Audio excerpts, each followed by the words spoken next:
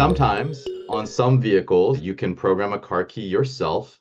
Usually that will require that you have at least one working car key. Some vehicles require that you have two working car keys in order to program a car key yourself.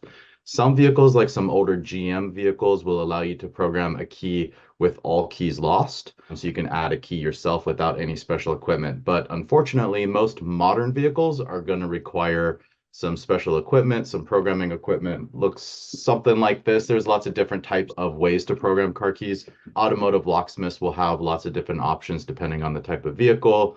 Obviously, you can get a key at the car dealership as well. That's a little more difficult though, because the vehicle has to be present. So you'd have to get the vehicle to the dealership, which sometimes involves a tow truck if you've lost all your keys, whereas a locksmith can come to your location and make a key right there. So just kind of depends on the situation and the year, make, and model of the vehicle. If you're not sure, give your local locksmith a call and they'll let you know.